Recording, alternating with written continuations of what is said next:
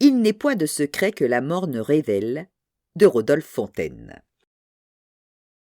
À en croire Henri Gauthier-Villars, la rue Jeanne d'Arc n'aurait dû être fréquentée à cette heure-là que par des propriétaires. Le monde est à ceux qui se lèvent tôt, disait-il. Ça lui faisait tout drôle à Marius de détenir le monde. Il fallait dire que, mis à part sa Fiat berline 130, il n'avait pas possédé grand-chose au cours de sa vie. Et bien que sa voiture soit à lui, c'était son ami Hippolyte qui lui l'avait offerte. Finalement, alors qu'il approchait de la gare, Marius réalisa qu'il n'y avait pas qu'un seul monde. En effet, en cette heure matinale, Rouen permettait à deux univers de se rencontrer. Les jeunes cadres dynamiques en costard-cravate croisaient de non moins jeunes hommes au regard bovin et à la démarche titubante. Séquelles de soirées étudiantes dans lesquelles des bières de mauvaise qualité coulaient à flots. Plus on approchait de la place Bernard-Tissot, moins les zombies estudiantins erraient dans les rues. Et plus les zombies citadins arpentaient les trottoirs, présence de la gare oblige. Marius entra dans le hall de cette dernière à 7h32. À la librairie, il acheta la presse locale, quelques quotidiens nationaux et des tickets de métro. Il composta ensuite son billet et descendit finalement sur le quai.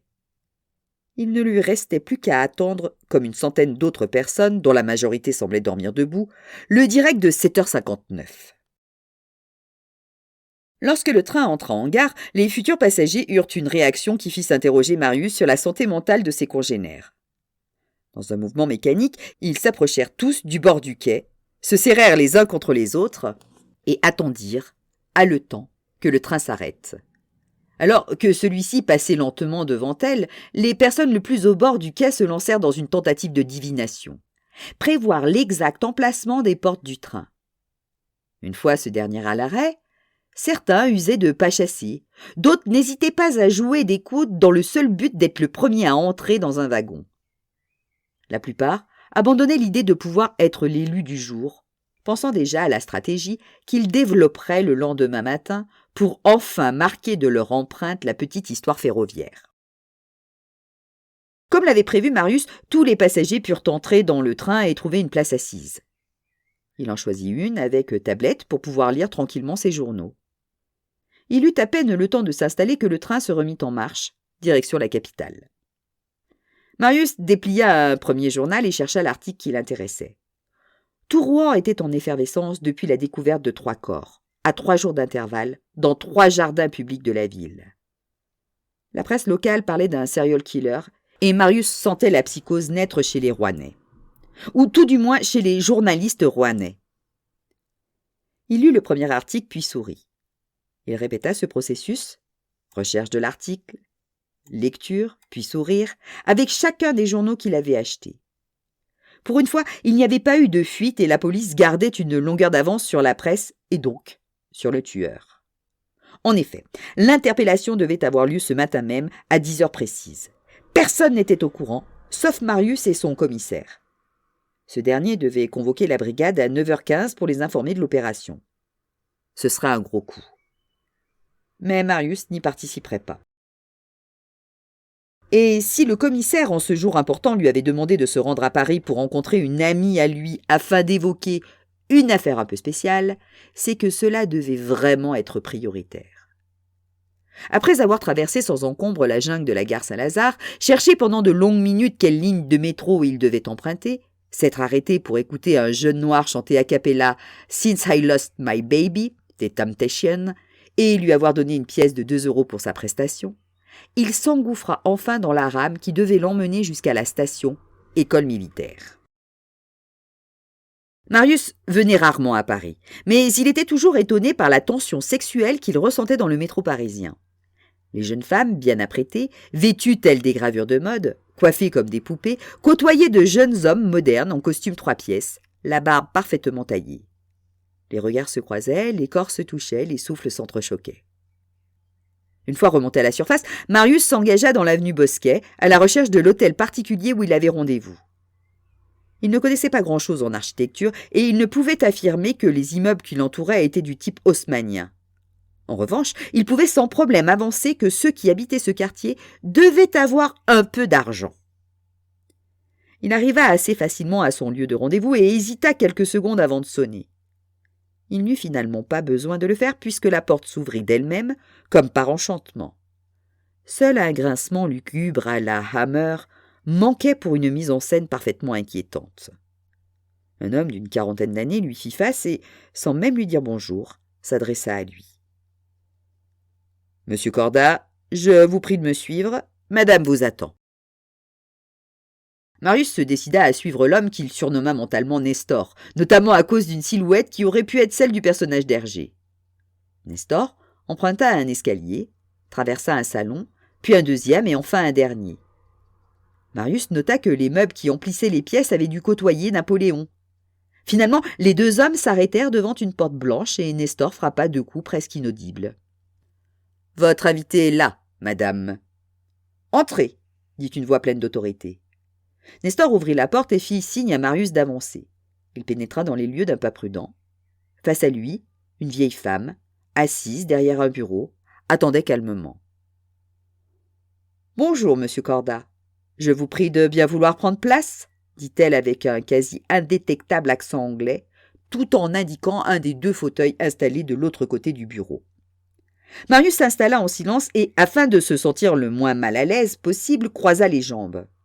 « Que savez-vous exactement, monsieur Corda ?»« Rien. »« Alors, commençons par le début. Savez-vous qui je suis ?»« Même ça, je ne le sais pas. Je suis Ruby Hedge, veuve de Sir Montgomery Hedge. Ce nom vous dit-il quelque chose ? » ?»« Vaguement. »« Vous n'êtes pas un bavard, vous. »« Je suis venu pour écouter, pas pour parler, madame. » La vieille femme regarda Marius droit dans les yeux. Ce dernier soutint son regard et Ruby Hedge mit fin à cet échange par un sourire sincère. « Vous me plaisez, Corda !» s'écria-t-elle tout en se levant péniblement. Après avoir fait le tour de son bureau, elle vint prendre place dans le fauteuil laissé libre par Marius. Mon défunt mari a monté en 1930 une petite salle de jeu en banlieue parisienne. C'était une sorte de club à l'anglaise, voyez-vous. Les notables pouvaient y venir parler affaires, fumer, boire, jouer aux cartes. Il y avait également d'autres activités plus, particulières. C'était une petite affaire qui se portait plutôt bien, sans atteindre non plus des sommets. Puis vint la guerre et l'occupation. C'est là que mon mari fit fortune. Je ne vous fais pas de dessin, il a su travailler avec les bonnes personnes. Très vite, il multiplia les salles de jeu, monta des casinos. Il était le plus heureux des hommes. Et moi, je trouvais cela terriblement ennuyeux. Une chose pour moi, mon cher mari, fumeur invétéré, cassa sa pipe en 1982, dit-elle en plissant malicieusement les yeux. Le supplice aura tout de même duré quelques années. Mais bon, je ne vais pas me plaindre, dit-elle maintenant riant aux éclats. Donc, où en étais-je ? 1982. Ah oui, si vous avez bien suivi, j'hérite donc cette année-là. Je transforme ce que je peux en hôtel, restaurant, voire les 2, et je vends le reste. Cela m'a pris quelques années pour faire le tri. Mes ventes m'ont permis d'investir, de faire de nouvelles acquisitions, dont celle qui nous intéresse aujourd'hui. Je suis devenu propriétaire de l'auberge de la Houssaye en 1986, ou 87, je ne sais plus. Enfin bref, connaissez-vous ? De nom. Le lieu s'appelait auparavant le Relais de la Poste. Quel horrible nom ! J'ai exigé que tout soit refait. Les chambres, la cuisine, la salle de repas, j'ai embauché du personnel compétent, pris quelques risques. Enfin bref, il y a encore quelque temps, l'établissement possédait une étoile. La vieille femme s'arrêta et joint calmement ses mains, puis elle commença à tordre ses doigts. « On a perdu cette étoile l'année dernière, » dit-elle les lèvres serrées. « Et vous détestez perdre ?»« Tout à fait, Corda, » grommela-t-elle. « Alors, dit-elle en se levant, j'ai embauché un chef. Non pas pour faire la cuisine, mais pour dresser un diagnostic. J'aurais pu prendre un Français. Il y en a des très bons, mais j'ai choisi un Allemand, Ingo Weil. Je trouvais cela drôle. Les Allemands avaient bien fait la fortune de mon mari, non ? Si une vieille dame comme moi ne peut plus s'amuser... Toujours est-il qu'il était censé passer une petite semaine à l'auberge, mener son expertise, dire ce qui fonctionnait, ce qui ne fonctionnait pas, etc. Enfin, vous voyez, Il était censé? Oui, censé, parce qu'il est mort quelques heures après son arrivée à l'auberge. Marius sortit un calepin d'une des poches de sa veste et griffonna quelque chose sur la première page sans que Ruby Hage ne s'en rende compte. « Mort comment » demanda-t-il. « Poignardé. » Marius commença à prendre frénétiquement des notes dans son petit carnet. Lorsque Ruby Hage s'en rendit enfin compte, elle afficha un sourire satisfait et retourna s'asseoir face à lui, de l'autre côté du bureau. « Je n'ai pas entendu parler de cette affaire, marmonna-t-il. Vous attendez quoi de moi? Que je mène une contre-enquête? Non, pas une contre-enquête. Une enquête, dit-elle, fière de son effet. J'ai joué de mes relations haut placées pour que cette affaire soit classée dès son commencement. Si bien qu'aucune investigation n'a encore été menée. Le fameux Ingo Whale est ainsi officiellement décédé d'une rupture d'anévrisme. Malgré tout, je souhaite savoir qui l'a tué. Pendant que son interlocutrice parlait, Marius avait continué à prendre de multiples notes. Il griffonna encore quelques instants après qu'elle se soit tue. Quand il eut terminé, il se leva à son tour. « J'ai plusieurs questions, dit-il tout en se dirigeant vers la fenêtre de par laquelle on pouvait voir le haut de la tour Eiffel. « Allez-y. Pourquoi avoir étouffé le meurtre? L'auberge de la Houssaye a connu assez de difficultés ces dernières années. Une telle affaire me contraindrait à la fermer. »« Sauf votre respect, madame, vous vous foutez un peu de ma gueule, » répondit Marius.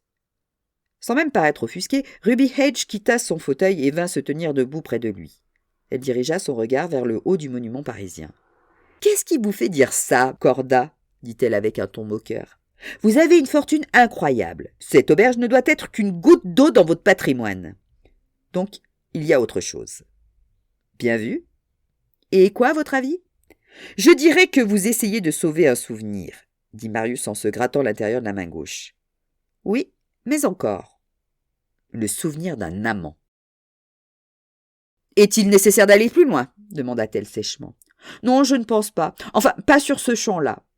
Quelle importance pour vous de connaître le meurtrier ? Parce que je veux que l'auberge de la Houssaye demeure telle que dans mes souvenirs. Un lieu paisible, un petit paradis. Or, le verre est toujours dans la pomme. L'auberge est loin de tout et j'ai pris la peine de vérifier. Il n'y a eu aucun mouvement aux alentours la nuit du meurtre. Par conséquent, le meurtrier était sur place. Et il l'est toujours. Tout à fait. Dernière question. Pourquoi moi ? Tout simplement parce qu'une personne en qui j'ai une confiance absolue vous a recommandé. Et après vous avoir rencontré, je suis à mon tour persuadé que vous êtes l'homme de la situation. Marius referma son calepin et le rangea dans sa poche. « C'est OK pour moi, » dit-il en regardant Ruby Hage dans les yeux. Cette dernière se dirigea vers son bureau, se saisit d'un dossier noir et le lui tendit. Vous trouverez différentes choses dans ce dossier. Des informations sur les lieux, des biographies incomplètes des résidents, du personnel. Avant de vous donner congé, voici quelques règles, continua-t-elle sur un ton professoral. Vous serez là-bas officiellement en vacances, et vous devrez donc faire preuve de la plus grande discrétion pour mener vos investigations. Par ailleurs, je vous demande de m'appeler chaque jour à 20 heures précises pour me tenir informé de l'avancement de votre enquête. Bien évidemment, vous séjournerez à l'auberge, tout frais payés. Si au bout d'une semaine vous n'avez rien trouvé, vous serez libre de retourner vaquer à vos occupations. Ça me va. J'avais justement besoin de faire un break, dit Marius un sourire aux lèvres. Très bien. C'est à mon tour de vous poser une question. Quel est votre tarif pour ce travail ? Je ne sais pas. C'est-à-dire que l'argent n'est pas vraiment un problème pour moi. Enfin, pour votre ami Hippolyte de Lyon, voulez-vous dire.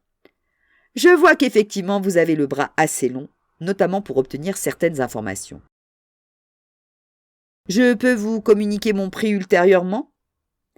Ruby Hage répondit par la positive d'un signe de tête. Sans dire un mot, elle se leva et raccompagna Marius jusqu'à la porte de son bureau. Une fois celle-ci ouverte, Nestor apparut. « Je vous confie mon ami, » lui dit-elle. « Corda, j'attends très rapidement de vos nouvelles. Je ne doute pas de vos compétences, mais faites tout de même attention à vous. » Alors que Ruby Hage allait refermer la porte de son bureau, Marius l'interpella. « Madame Hage, excusez-moi. Je sais finalement quel est mon tarif.